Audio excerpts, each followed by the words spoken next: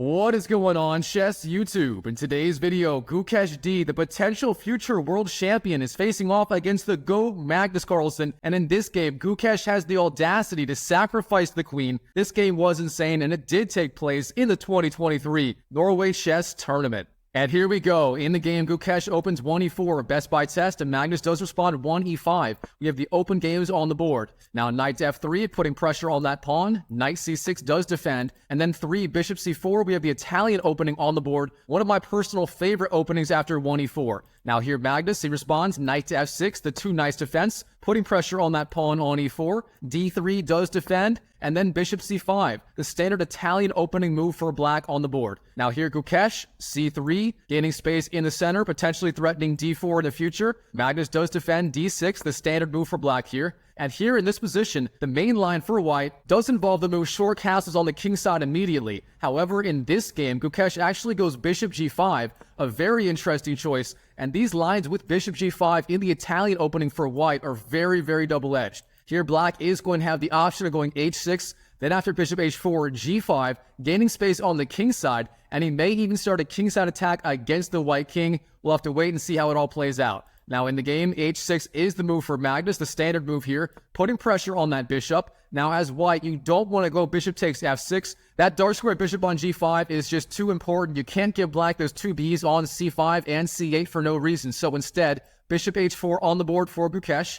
Now here, Magnus Carlsen, he has the option of going g5, but instead, he doesn't lay it a little while. Instead, a6 on the board, a very typical move in this line, giving the bishop the square a7 to retreat to in the future if it needs it. And by the way, here in this position, a6, a5, and bishop b6 are all very playable. They all have their own subtle nuances, but in the game, a6 on the board for Magnus. Now here, Gukesh, knight d2 on the board, typical Italian move, and we do have bishop a7 for Magnus, getting out of the way of a future d4 advance right away, a good prophylactic move. Now here, Gukesh, he castles, and Magnus does go queen to e7.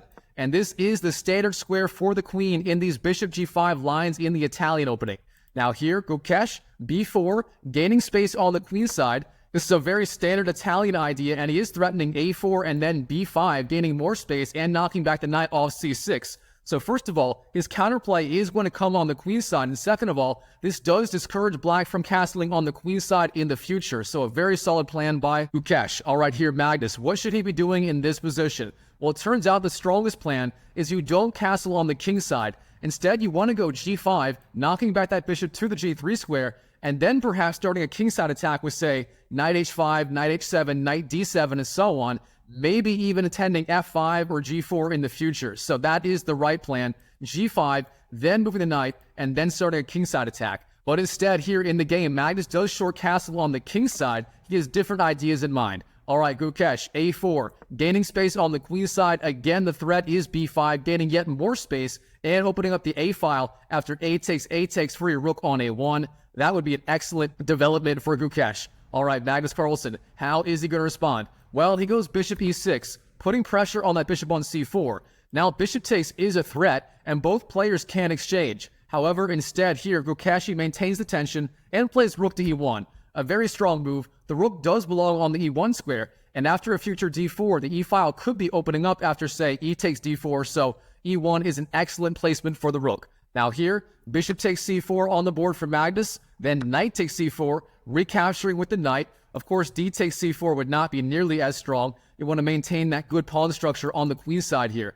All right, in the game, Magnus Carlsen, this is a critical position. What should he be doing here? Well, let's take inventory. Overall, his position is very solid. He has 0 weaknesses here. However, he also doesn't have very much active play, and Gukesh is planning ideas like d4 and b5, gaining space in the center and on the queen side. Therefore, he has to find something to do fast, or he will be slowly squeezed in this position. Now, in the game, Magnus does go b5, gaining space on the queen side and stopping the b5 advance. And this is a very thematic idea in the Italian opening, but here it isn't quite as strong. Here, Gukesh D, he has the option of simply going knight to a3, putting additional pressure on that pawn on b5, then a takes and knight takes would be a threat, and it's actually not so easy to deal with the pressure. Instead here, Gukesh, a takes b5 is the move, And this move is a little bit weaker, and it does cut Magnus Carlsen a little bit of a break. So A takes, then A takes on the board, and then Gukesh, instead of knight to A3, that is perhaps the strongest idea. Instead, he jumps in with the knight to the A5 square. Knight to A5, putting pressure on that knight on C6. Now knight takes C6 is a real threat. Magnus is going to have to do something about it. So what is it going to be? In the game, he does just take on A5. Knight takes A5, not a bad idea. Now that pawn on C7 is not blocked, and he will be able to go, say, C6 or C5 in the future. So a decent idea.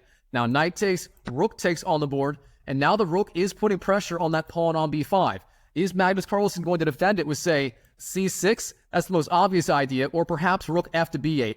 Well, it turns out, no, he is not. In this position, he plays a very provocative move, bishop B6. Now, this move, it gives up the pawn on the B5 square. However, things are not so simple. If you take that pawn on B5, the rook will literally be trapped. For example, rook takes, and then later in the game, the A5, the C5, and the D5 squares are all being covered. That means the rook will literally be trapped there. However, in the game, Gukesh, he knows if you take on A8, then after rook takes, Magnus will take control of the A-file, and he will have the better position. So with that in mind, here Gukesh, he goes for it. He plays the principled idea, rook takes B5, winning the sacrifice pawn, but at the same time, dooming his rook on B5. That rook will be lost sooner or later. All black has to do is defend the bishop on B6, then play C6, and the rook will be trapped. All right, from here, Magnus Carlsen, the strongest idea is rook to A6 immediately, defending the bishop with the rook, then going C6 potentially next. Instead here, G5 on the board for Magnus, putting pressure on that bishop. Bishop G3 is forced.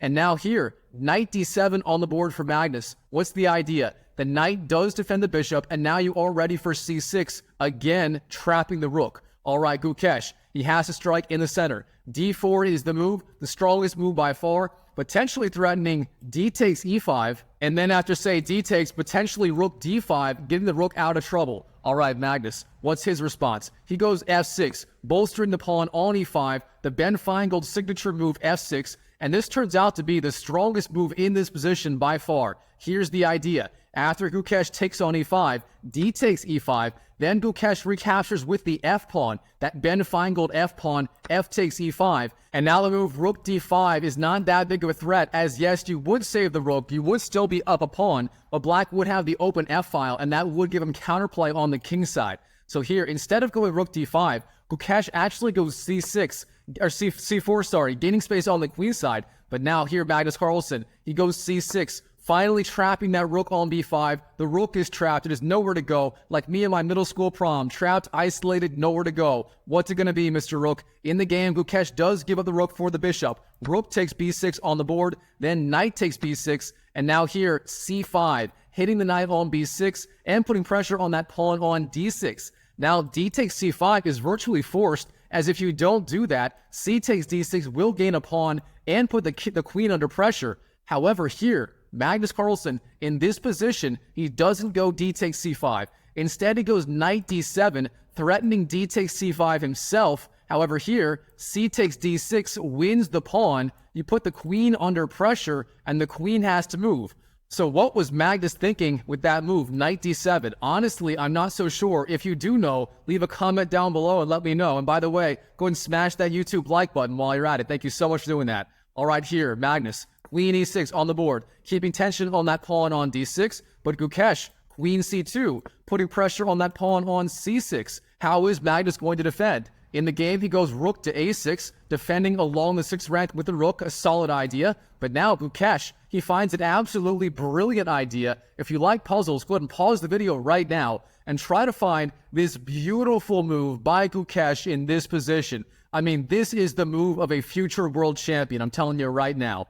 All right, I hope you found it. Here, the move for Gukesh, believe it or not, knight takes E5, giving up the knight for the pawn on the E5 square. Absolutely brilliant stuff. All right, what is the idea behind this move?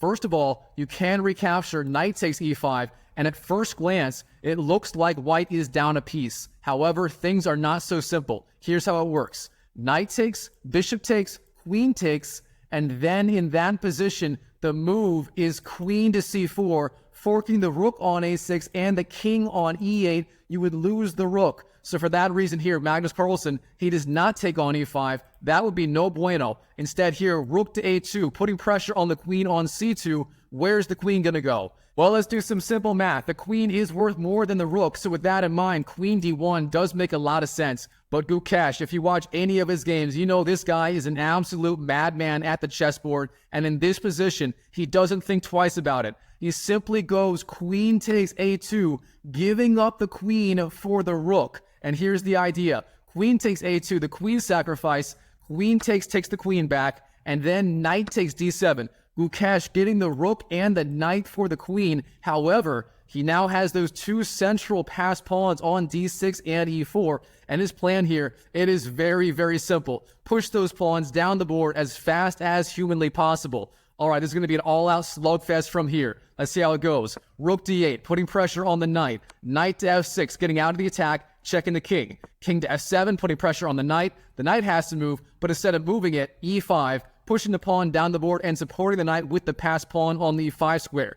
All right, queen d2 for Magnus, putting pressure on that rook on e1. The rook has to move, or does it? f3 on the board, defending the rook with the bishop. And now look at this. Almost every one of Gukesh's pieces are being defended. The rook, the bishop, the pawns, the knight. The only piece that is not defended is that pawn on b4. That may be lost, but otherwise, Gukesh has literal perfect piece coordination here. All right, Magnus, queen takes b4, wins the free pawn. Then h3, giving his king some loft on the h2 square if he needs it in the future. King to h2 would be a good prophylactic move in general as well. Now, rook to a8 for Magnus Carlsen. Magnus activating his queen and his rook on these open files on the queen side. But now Gukesh, d7 on the board, threatening d8. If the rook moves, say, rook a2, d8 will be the move. That will decide the game on the spot. Therefore, Magnus has to be so careful here. So with that in mind, queen d4 on the board, hitting the king and putting pressure on that pawn and guarding the d8 square.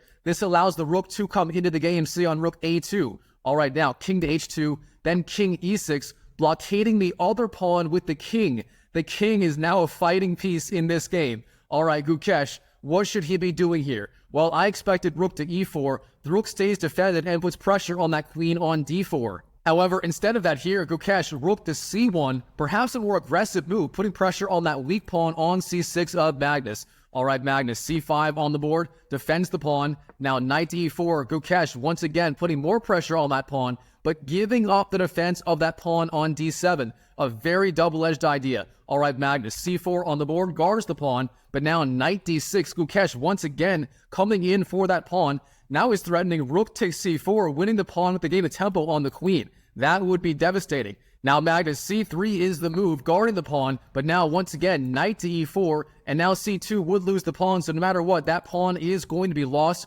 Gukesh, he gets the pawn that he wants. All right, king takes d7, Magnus takes the other pawn, and now rook takes c3, finally winning the passed pawn of Magnus. Now let's do inventory once again. Gukesh has the two minor pieces, the knight and the bishop, plus two more pawns, the pawn on e5 and the pawn on f3, in return for the queen. Overall, Magnus is up material. However, Gukesh, he has literal perfect piece coordination once again, every single piece being defended somehow, some way. Therefore, there is nothing for the queen to pick off.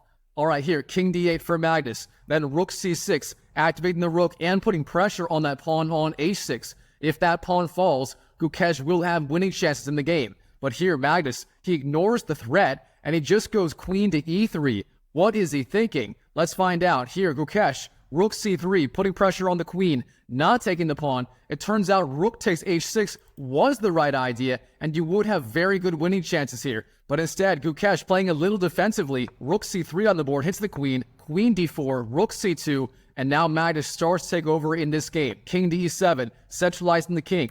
Rook d2 hits the queen, queen c4, bishop f2, interesting choice. Now rook to a5. Suddenly, Magnus getting his rook and his queen active. The threat now is rook takes e5. All right, bishop g3 defends the pawn, but then rook to a1, and now Magnus, he's potentially threatening queen to f1, and then queen h1 checkmate. All right, e6 on the board for Gukesh. A little bit of a distraction, but now queen c1. Magnus, he is not letting up, and once again, the threat is queen to h1. That would be checkmate on the spot. Now Gukesh, how is he going to defend? Well, it turns out the strongest idea is just bishop to f2, giving the king that loft square on g3 to retreat to. Instead here, bishop d6 on the board, hitting the king with check, but now king takes e6 wins the pawn.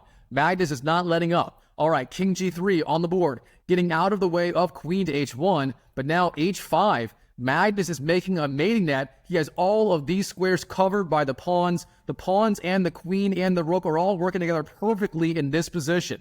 All right, now knight takes g5, wins the pawn, but then Magnus Carlsen, the other attacking piece, enters the game. That's right, it is the king. King to f5 on the board, pressuring the knight and setting up ideas like queen to e1 check, hitting the king and the rook on the d2 square. Now rook d5 hits the king, king g6, still maintaining tension on that knight. And here in this position, Gukesh makes his last mistake of the game. Here, the move for Gukesh is going to be knight to e4. The idea being if queen e1 check, then you have knight to f2 and you're still doing okay. Instead, knight to e6 on the board, and this move here, it is punished immediately with the very simple idea, queen to e1, hitting the king. There's no way to block the check, and that knight on e6 is going to fall. It's going to be the queen and the rook versus the rook and the bishop. That is just too much. So for that reason here in this position, Gukesh resigns on the spot to the GOAT, Magnus Carlsen. Wow, what a game. Alright, Chess YouTube, I hope you enjoyed the video. If you did, smash that like button and leave a comment below. And while you're at it, check out this video right here, where Gukesh and Arjun Erigaisi play one of the craziest attacking games you will ever see in your entire life. If you like attacking chess and Indian players, check that game out. You're going to love it. And I'll see you in the next video.